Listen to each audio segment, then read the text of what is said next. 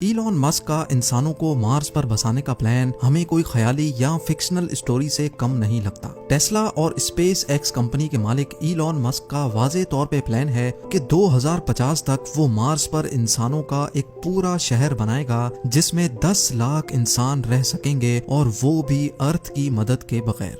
Elon Musk के इस plan का मजाक उड़ाया जाता था, लेकिन मार्स कॉलोनाइजेशन के इस ख्वाब पर लोग तब यकीन करने लगे जब नासा ने भी स्पेस एक्स के मार्स मिशन को ज्वाइन कर लिया। क्योंकि पिछले कई सालों से स्पेस एक्स रॉकेट टेक्नोलॉजी में काफी ज्यादा तरक्की कर चुकी है। जैसा कि हम जानते हैं कि इलॉन मस्क की company Tesla electric auto pilot cars बनाने में भी एक्सपर्ट है। इसी तरह स्पेस एक्स के रॉकेट्स में भी ऐसी टेक्नोलॉजी इस्तेमाल की गई है जिसमें वो कम से कम फ्यूल यूज करके स्पेस तक पहुंचाने की कैपेबिलिटी रखते हैं।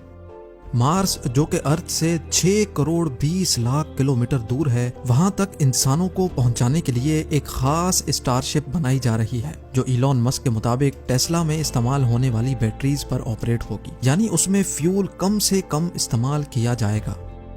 मार्स तक तो वो इंसानों को पहुंचा देगा, लेकिन सवाल ये उठता है कि मार्स पर इंसानों की कॉलोनी कैसे मुमकिन होगी। आखिर इलॉन मस्क और नासा इस हरे भरे अर्थ को छोड़कर इंसानों को इस बंजर मार्स की जमीन पर क्यों बसाना चाहते हैं? ना ही वहाँ सांस लेने के लिए ऑक्सीजन है, ना ही खाने पीने का सामान, और ना ही -100 डिग्री सेल्सियस जितनी सर्दी में सर छुपाने की जगह।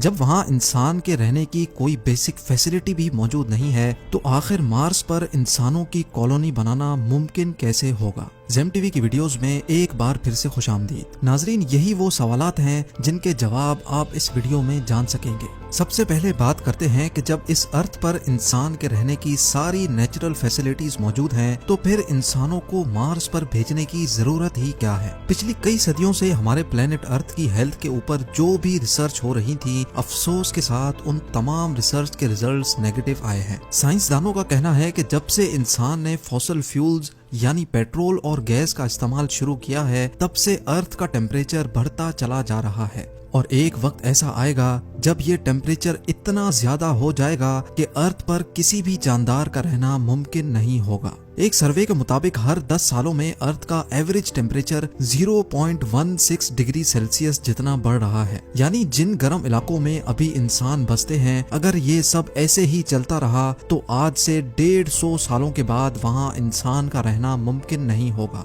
टेम्परेचर बढ़ने की वजह से ग्लेशियर्स भी धड़ाधड़ पिघल रहे हैं, जिनकी वजह से फ्लड्स, साइक्लोन्स और सुनामी का चांस भी बढ़ता जा रहा है। बात सिर्फ फ्यूल के इस्तेमाल की ही नहीं है। इस पॉल्यूशन ने हमारे अर्थ की ओजोन लेयर को भी डैमेज कर दिया है। वो ओजोन लेयर जो सूरज से निकलने वाली जानलेवा रेस से हमें बचाती है, वो भी अब आहिस्ता आहिस्ता करके डैमेज होती जा रही है। यानी एक तरफ पॉल्यूशन से पैदा होने वाली गर्मी और दूसरी तरफ खौफनाक सोलर रेडिएशंस। साइंसदानों को एक बात तो कंफर्म हो चुकी है कि एक ना एक दिन हमारा अर्थ रहने के काबिल नहीं बचेगा, और यही वजह है कि हम इंसान अपने लिए एक दूसरा घर यानी एक दूसरा प्लेनेट अभी से ढूंढ रहे हैं।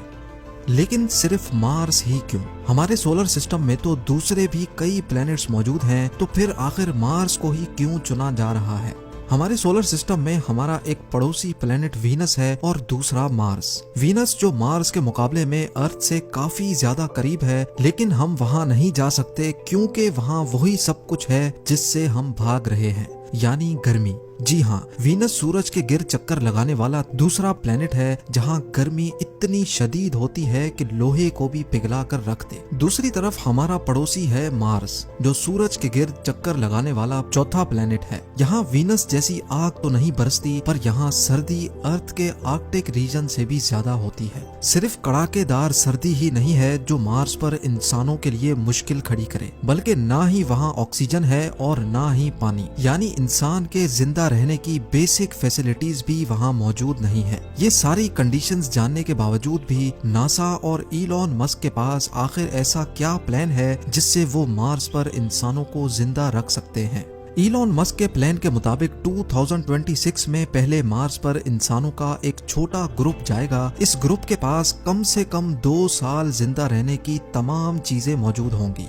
यानी खाना पीना, ऑक्सीजन और प्रेशराइज्ड सूट्स। लेकिन इस ग्रुप के वहां जाने से भी पहले मार्स पर एक प्रोटेक्टिव शेल्टर बनाना बहुत ही जरूरी है, क्योंकि मार्स पर मिट्टी के खौफनाक तूफान इंसानों को नुकसान पहुंचा सकते हैं। ये प्रोटेक्टिव शेल्टर्स मार्स पर मौजूद मिट्टी से ही बनाए जाएंगे, लेकिन जब मार्स पर इंसान नहीं होंगे तो ये शेल्टर आखिर बनाएगा कौन? हैरत अंगेज तौर पे ये शेल्टर्स मार्स पर मौजूद रोबोट्स बनाएंगे।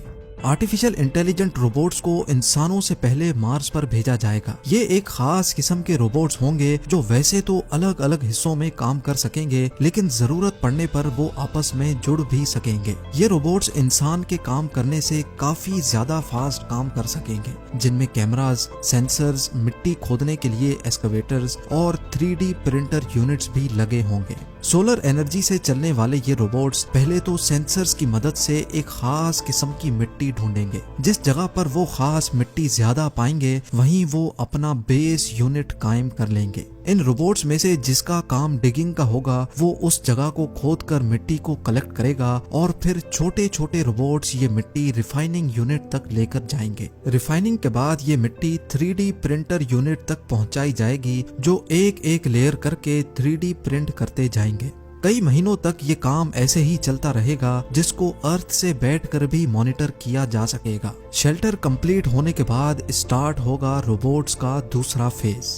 अब मार्स पर पहली बार इंसानों का एक ग्रुप लैंड करेगा। क्योंकि इंसान यहाँ पहली बार लैंड करेंगे, इसीलिए इनके पास काफी सारा सामान भी मौजूद होगा। मार्स पर मौजूद रोबोट्स इंसानों को वहाँ वेलकम करेंगे, उनका सामान उठाकर लैंडिंग साइट से बेस यूनिट तक लेके जाएंगे और बेस यूनिट के शेल्टर के अंदर छोटे छोटे यूनिट्स को रखा जाएगा, जो अपने आप इन्फ्लेट हो जाएंगे।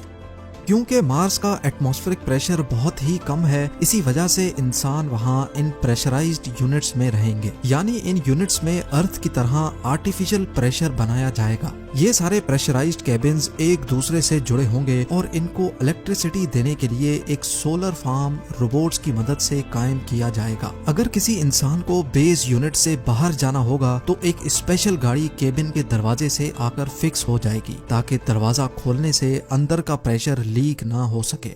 अब बारी होगी मार्स पर एक ग्रीन हाउस बनाने की, ताकि मार्स पर वेजिटेशन की जा सके। साइंस रिसर्च के मुताबिक मार्स पर स्टार्टिंग में सिर्फ पोटैटोज और बीन्स लगाए जा सकेंगे। ग्रीन हाउस के अंदर प्लांट्स जैसे जैसे बड़े होंगे, उनमें से एक ऐसी चीज निकलेगी जिसका होना मार्स पर बहुत ही ज्यादा जरूरी है, और वो है ऑक्सीजन। जी हाँ, ये प्लांट्स मार्स पर सब्जियों के अलावा इंसानों को ऑक्सीजन भी देंगे, लेकिन ये ऑक्सीजन इतना ज्यादा नहीं होगा, इसलिए जल्द अज जल्द मार्स पर ऑक्सीजन बनाने का भी बंदोबस्त किया जाएगा। हैरत अंगेज तौर पे ये एक्सपेरिमेंट मार्स रोवर पहले ही कर चुका है। एक स्पेशल डिवाइस जो सोलर एनर्जी के जरिए ऑपरेट होगी, वो मार्स के एटमॉस्फेयर से कार्बन डाइऑक्साइड को लेकर उसमें से हीट और इलेक्ट्रिकल करंट पास करेगी, जिससे ऑक्सीजन कार्बन डाइऑक्साइड से अलग हो जाएगा और उस ऑक्सीजन को कलेक्ट कर लिया जाएगा। यानी अब इंसानों की एक छोटी टीम वहां ऑक्सीजन भी बना सकेगी। खाने के लिए उनके पास सिर्फ 2 डिश ही सही, पर खाना मौजूद होगा।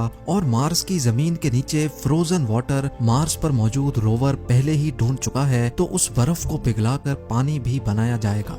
100 बातों की एक बात, मार्स पर भेजे गए इंसान अब बगैर अर्थ की मदद से जिंदा भी रह सकेंगे और वक्त पड़ने पर वापस अर्थ की तरफ रवाना भी हो सकेंगे। लेकिन क्या ये सब ऐसे ही चलता रहेगा? क्या मार्स पर जाने वाले लोग कभी भी अपने केबिन से बाहर नहीं निकलेंगे? अगर मार्स पर जाकर भी ऐसी ही जिंदगी गुजारनी है, तो फिर इतने ज्यादा ताम झाम की आखिर जरूरत ही क्या थी? साइंसदानों के पास इस मसले का कोई सॉल्यूशन तो नहीं है, लेकिन उनका ये ख्याल है कि अगर मार्स के एटमॉस्फेयर में कुछ ऐसी चेंजेस की जाएं जिससे मार्स का टेम्परेचर बढ़ जाए, तो शायद आने वाले 100 या 200 सालों के बाद मार्स वैसा ही हरा भरा हो सकता है जैसा अभी हमारा अर्थ है। यानी साइंसदानों के मुताबिक मार्स का टेम्परेचर बढ़ाने से वहाँ दोबारा जिंदगी पाई जा सकती है, और इस काम के लिए जो आइडियाज दिए जा रहे हैं वो जानकर यकीन करना मुश्किल होगा।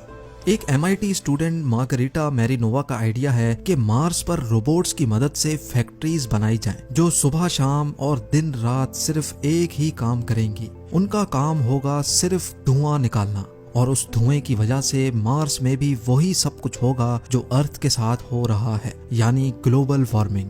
दूसरी तरफ इलॉन मस्क ने भी मार्स का टेम्परेचर बढ़ाने के लिए एक आइडिया दिया है और वो ये है कि मार्स पर न्यूक्लियर वेपन इस्तेमाल किए जाएं। उनका कहना है कि मार्स पर 10,000 न्यूक्लियर मिसाइल्स फायर किए जाएंगे तो वहाँ की आइस भी मेल्ट होगी और वहाँ का ओवरऑल टेम्परेचर भी बढ़ेगा, जिसकी वजह से मार्स जल्द अज जल्द इंसानों के रहने के काबिल बन सकेगा।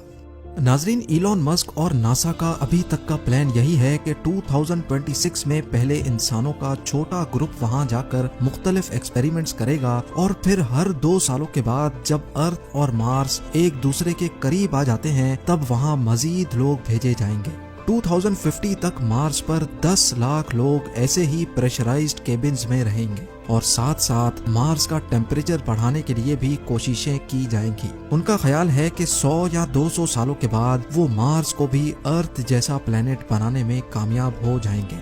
उम्मीद है जेम टीवी की ये वीडियो भी आप लोग भरपूर लाइक और शेयर करेंगे। आप लोगों के प्यार भरे कमेंट्स का बेहद शुक्रिया। मिलते हैं अगली शानदार वीडियो में।